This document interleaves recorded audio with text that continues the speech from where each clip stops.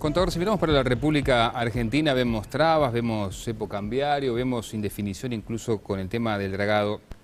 ¿Con qué palabra definiría usted hoy nuestra relación con la República Argentina? Difícil, si es una palabra sola, difícil, complicada, compleja. Elijan cualquiera de esas tres palabras que están asociadas entre sí.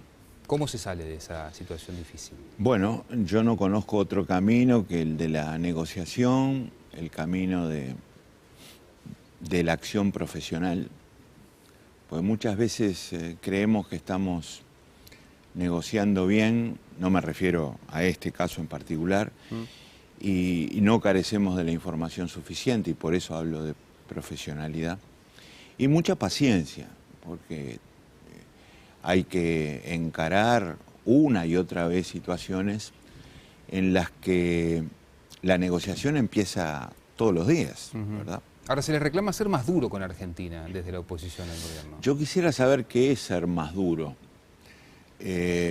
Por ejemplo, me voy a poner situaciones hipotéticas por caso. Ser más duro significa, bueno, señores, no hablamos más, nos levantamos de la mesa, nos vamos y no negociamos más. ¿Y qué ocurre con eso? Hemos ganado, por ejemplo, el desmantelamiento de un arancel que nos molesta. Hemos logrado el avance de una obra de infraestructura que tenemos que realizar, como por ejemplo el dragado del canal Martín García. Hemos resuelto la participación argentina en la instalación de la planta regasificadora, que originalmente es el proyecto, compartirlo con ellos por razones de mercado. A mí me parece que no, que lo único que logramos de esa manera es cortar la negociación e impedir algún posible resultado que podemos obtener. Entonces, si ser más duro es eso, me parece que perdemos más de lo que ganamos. Ahora, si ser más duro es emplear un lenguaje agresivo,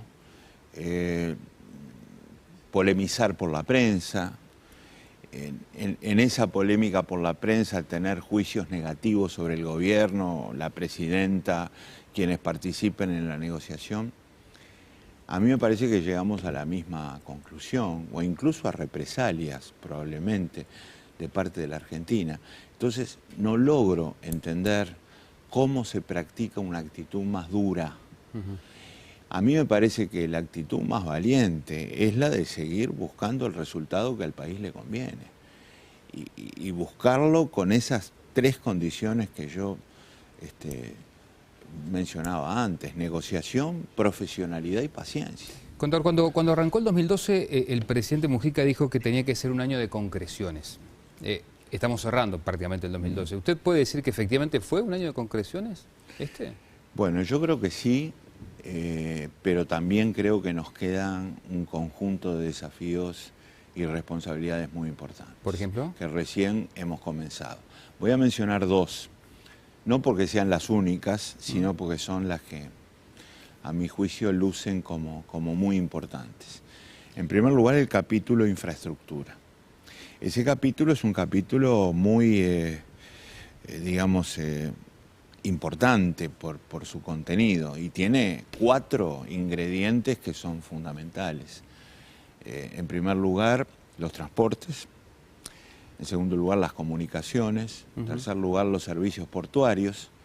Y en cuarto lugar, el capítulo energía, que a su vez es todo un capítulo, ¿verdad? Importantísimo. Y el segundo gran desafío es la educación. Una educación que a su vez se vincula con la infraestructura, porque requiere un apoyo edilicio importante. No se puede enseñar en cualquier condición edilicia, no se puede aprender en cualquier condición edilicia. Requiere, por supuesto, renovación en los contenidos de la enseñanza, en la profesionalización docente, que son temas sobre los que en estos años va a haber que avanzar. Si en el 2012 hubo concreciones, yo diría que hubo avances hacia estos compromisos y hacia estas responsabilidades, y también menciono dos. uno en el campo de la infraestructura y otro en el campo de la educación, que son los que acabo de referir. En el campo de la infraestructura, la definición sobre el puerto de aguas profundas es estratégicamente fundamental y ya tenemos definición. Y en el campo de la educación, el mejor ejemplo y más reciente que puedo poner es la creación de la Universidad Tecnológica, que va a ser sancionada por el Senado, espero que la semana que viene, porque se requiere una ley para instalarla. Y es un avance muy importante en una línea que el presidente había marcado desde hace tiempo. Usted públicamente, contador, ha dicho que está bien que el presidente de la República se rodee de gente de su confianza, incluso en el plano económico. Recuerdo entrevistarlo a usted en Carve sobre este aspecto y lo mencionaba de esa manera. Ahora, la gente que acompañó al Frente Amplio sabía que el tema de los números lo iba a manejar Astor y su gente. Entonces, la pregunta es, ¿no complica su vinculación con el presidente de la República el hecho de que Mujica busque asesoramientos en lo económico por otro lado? No, lo enriquece.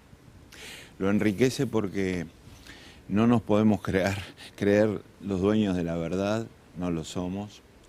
El presidente de la República tiene que estar asesorado directamente y no solo por su gabinete, sus ministros y las empresas públicas, como por ejemplo el Banco Central del Uruguay, sino que la propia presidencia tiene el derecho, y está bien que tenga un asesoramiento especializado sobre puntos específicos que incluso el presidente tiene que hablar con sus ministros, ¿verdad?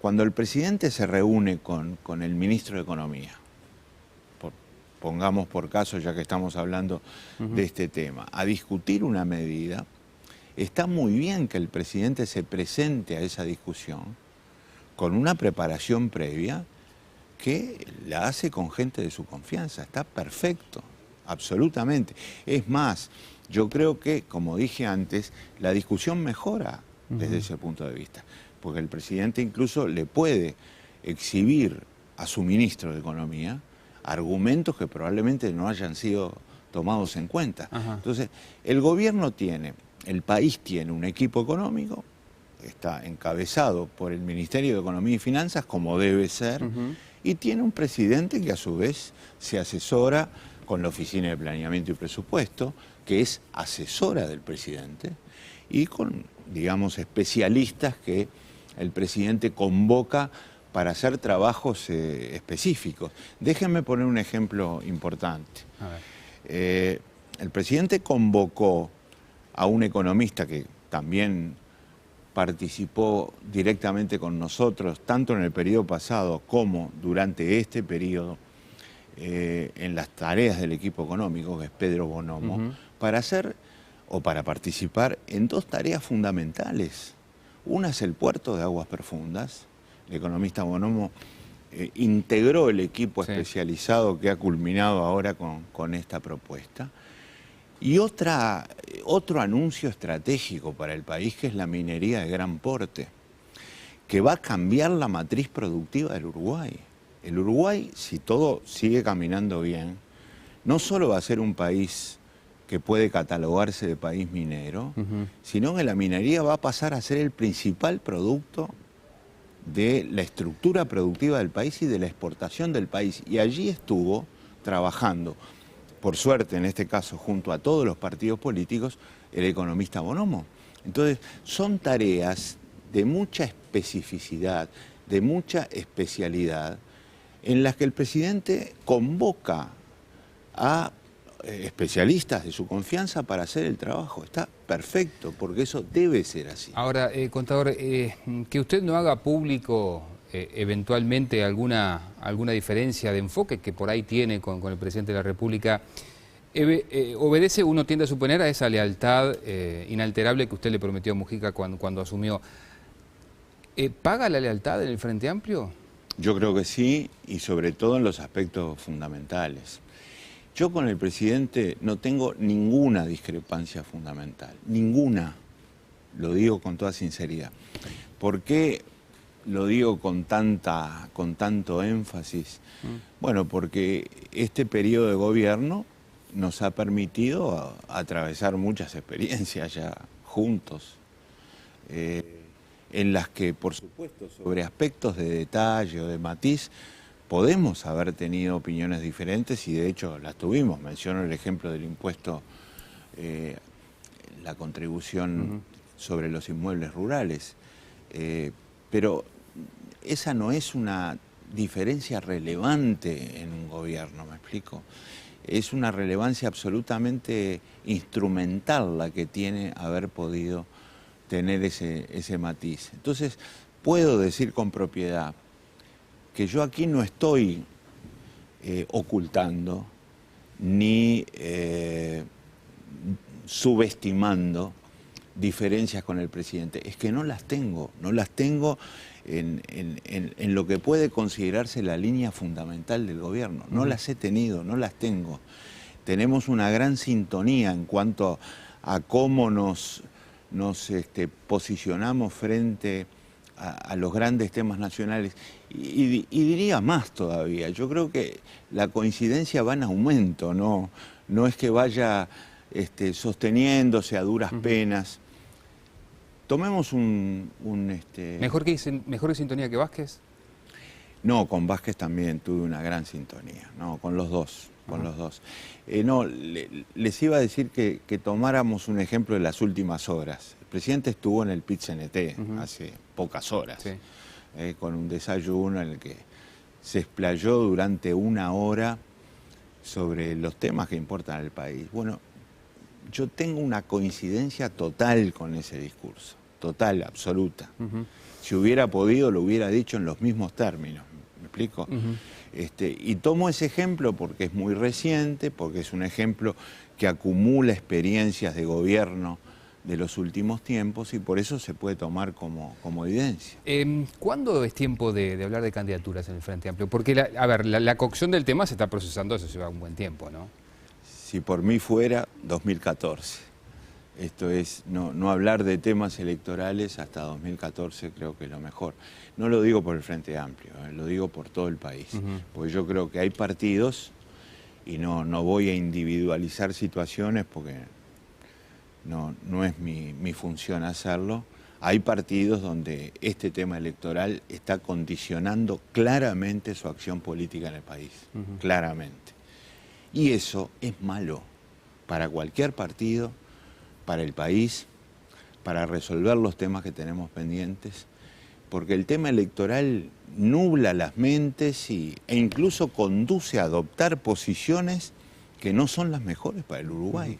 No le hablo de cargos, pero, contador, ¿dónde le gustaría estar en el 2015?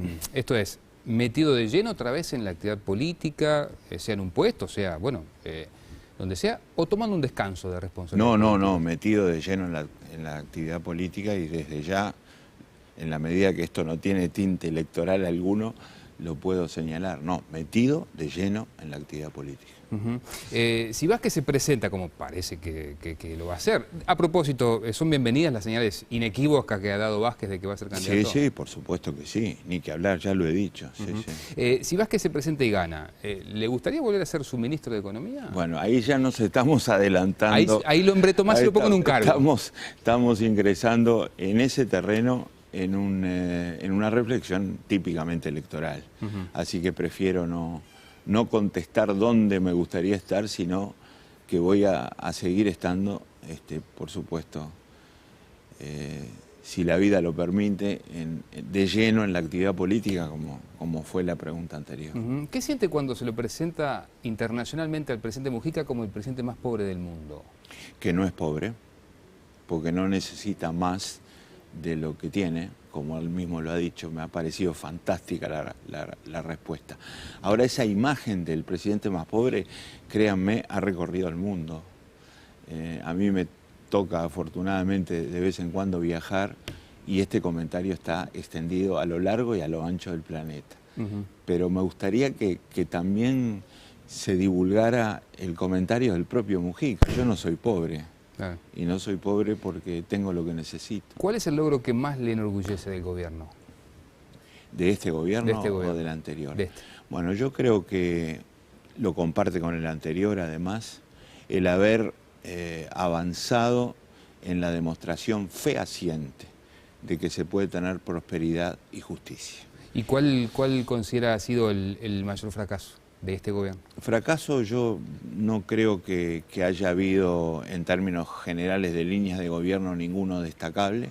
Lo ha habido en procesos concretos, como antes lo dijimos respecto a la experiencia de Pluna, que terminó obviamente en un fracaso. Pero en lo que, digamos, puede considerarse líneas de gobierno, yo creo que de fracaso no se puede hablar, porque se ha avanzado en cuanto al crecimiento del país y con cambios estructurales muy importantes. Se ha avanzado en la matriz de protección social, que ha sido una verdadera condición del crecimiento del país.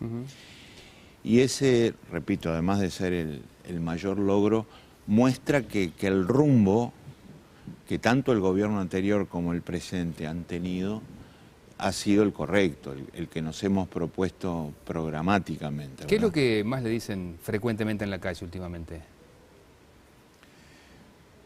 Bueno, en la calle yo creo que predominan ampliamente las opiniones favorables al gobierno, por lo menos las que yo escucho.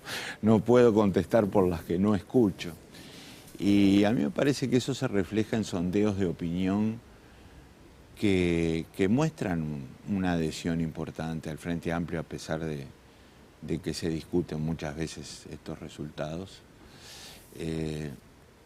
Y creo que es la manera quizá más objetiva de ver lo que dice la calle. Ahora, lo que yo escucho directamente tiene un balance positivo, pero no es representativo, porque muchas veces la gente, antes de hacer un juicio negativo, se calla, ¿verdad? Está bien. Los que yo recibo, les puedo asegurar que son mayoritariamente positivos. ¿Va a votar el domingo? Sin duda. ¿Está en riesgo la cultura nacional?